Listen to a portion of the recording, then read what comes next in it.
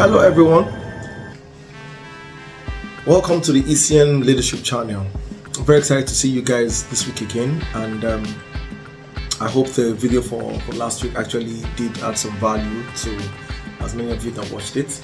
Kindly let us know what your comments are, and don't forget to always subscribe and turn the notification bell on so that you get the next video when it comes up. So moving straight into what the focus for this week is, we're going to be looking at a comment somebody had placed in the course of some weeks ago, which I was not able to attend to.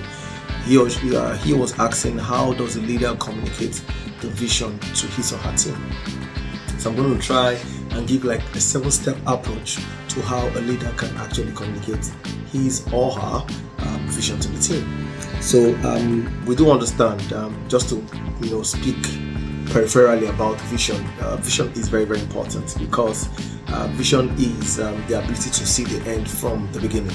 Yeah, so it is that capacity of imagination to be able to picture the end, even though you have not yet started the journey yet.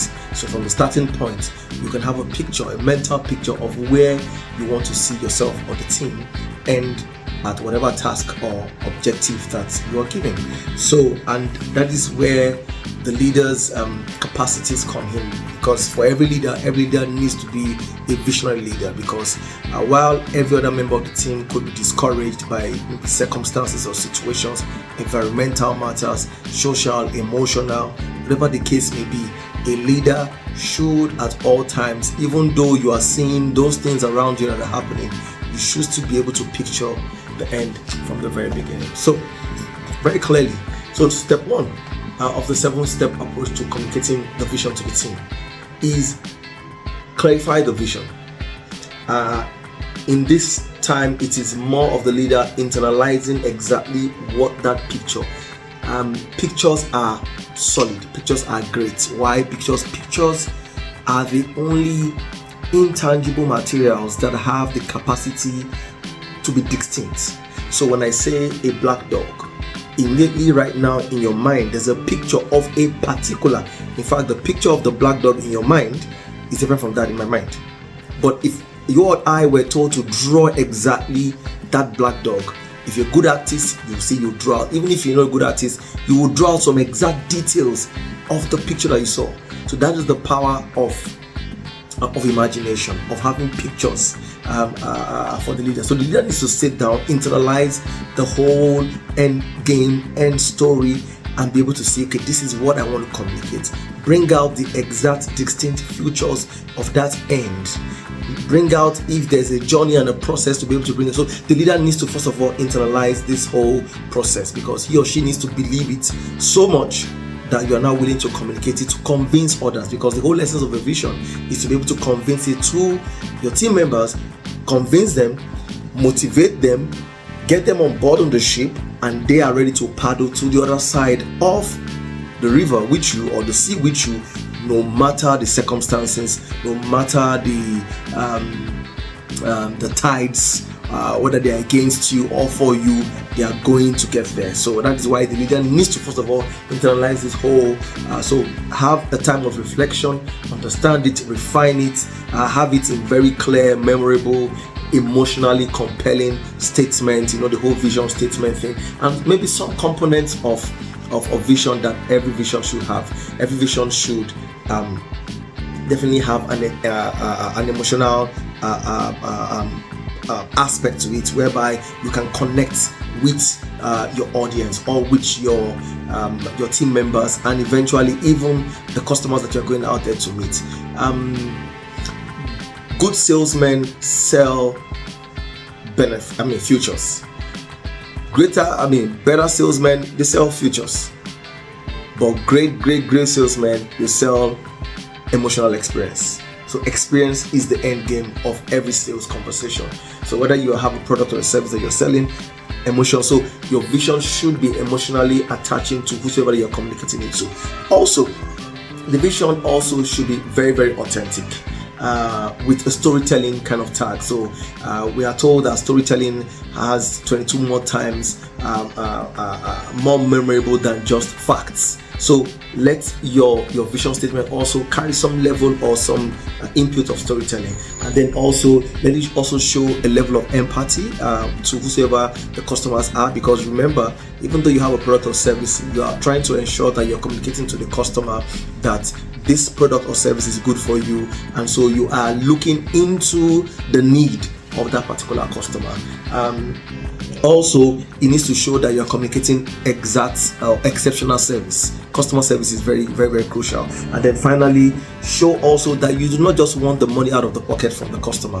What you are also looking for is that you're looking for an opportunity to maintain a relationship. If you have a product or a service that has only a one life cycle, most times most products or services do not actually have a one life cycle, but most people retain or keep themselves at the level of the one life cycle. Every product has multiple life cycles. So if you do not engage that relationship tag in your vision statement, what it means is that the customer can buy from you once, but for you to have repeated sales and keep that customer in your loop, that is what you need to have there. So the leader now internalizes this whole vision statement, and now he believes in the statement. He also is able to look at, and this is where strength-based leadership also comes in. You know what the strengths and the weaknesses of your teams are, and so you are able to know, okay, who are those in terms of now communicating exact responsibilities. Who are those that are going to be carrying this aspect of doing this and doing that in terms of the task that you want to assign. So now connect the vision. How do we connect the vision? That's step 2. Connect the vision means you need to set a purpose to the vision, and the purpose is why. Why are we doing this? Remember, we spoke about the why some time back also. The why is always a motivating factor. So you have a product or service. Remember, you are eventually trying to tie to the emotional angle of the customer, and in this case, your team members. So let me take for example right now, I sell IT products, or I myself and the team we sell IT products. So I have to tell the team, I said, team, guys, you know we need to get this product out there. The time and age for people having to spend 10 minutes exporting or spend 30 minutes exporting a 10-minute video is gone. We have this wonderful app that we must go out there to sell, so that we can reduce the time people spend on exporting these videos into their systems and able to upload their videos, and you can be a part of that success story. So they understand the why, and they understand their role in ensuring that why also does take place. Then step 3 is show passion, show energy. Every leader in communicating vision should show energy and passion. You should show that drive. You should show energy, high tone voice, because the team needs to see the energy, the passion. Remember that passion is the fuel of life. If you are passionless, they also will not be motivated to be able to go out there and sell what you want them to sell. So show passion, show energy, show conviction. Yeah. Let the team also know that they have this in them, and because they have this in them, because sometimes a lot of people, everyone has it in them, but sometimes they need someone, a leader in this instance, to be able to help them excavate and bring out what that they have in them to be able to achieve the set objective or the goals in this matter. Then number 5, define what success looks like. And I think I already said this in the beginning, where I said the leader needs to be able to see the end from the beginning. So now you paint the full picture for them. Yeah, you had internalized it on your own in step 1, and so now in step 5, you're communicating that whole picture to them. You're communicating the roles, the objectives, the responsibilities, who is to do what, who is to do that, who is to be able to do this. Now taking into consideration the strength and the weaknesses of your team members. You already know them. Remember, you already done this SWOT analysis before now. So you paint this whole picture, and beyond that, also paint the picture of how we're going to be measuring this vision as we progress in the course of the year or in the course of the time frame that we are looking at. And then also make sure that in defining this defining step, also put in place a reward system that shows that for as many that make this is what we're going to. Remember, we said make it a two-step reward system. So you make your target, you win, but this is as much as you can win. But if your team does make the target, then you win more. So you see, that actually spurs a lot of internal collaboration within the team members, idea sharing, co-creations. People are able to share ideas and be able to exchange what they have, and then the whole team wins at the end of the day, not just one individual winning for himself or herself. Then take ownership. Next step 6, take ownership. In taking ownership is more about being open to suggestions, ideas. Now you've poured out the vision to them, you've shown them the whole picture from the beginning, the mid stage, the final stage, how we're going to measure it and all that. But now be open to suggestions. So there should be an element of, if somebody brings up a better idea, we can tweak this a little bit. If this idea would help us achieve the set objective or the set goal or the vision that we have in course. Yeah. So be open. Be open to that. Invite ownership, Q&A, feedbacks, ideas.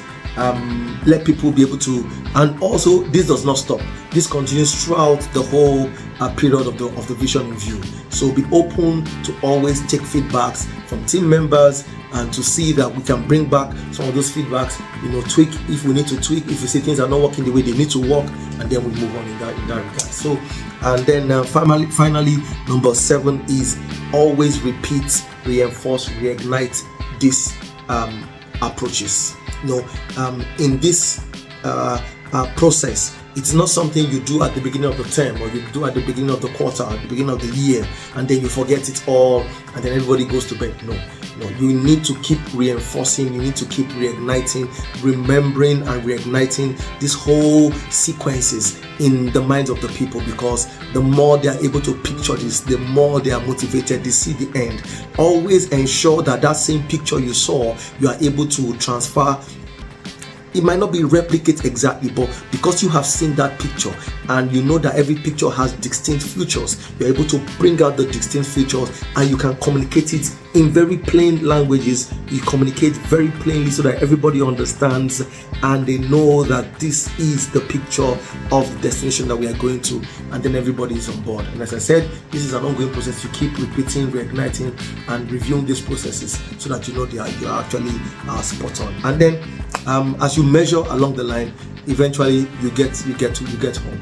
So I do hope that this has actually been of benefit to everyone that is listening to this right now, and help your team and yourself, leaders, set your objectives, set your goals, set a vision, motivate them towards achieving that, and I'll see you at the top. All right. So thank you very much for joining me again this week. Don't forget to share, subscribe, hit the notification bell button so you can get reminders on every video. Yeah. See you next week with some other topic that we can actually be able to relate to. All right then. Bye.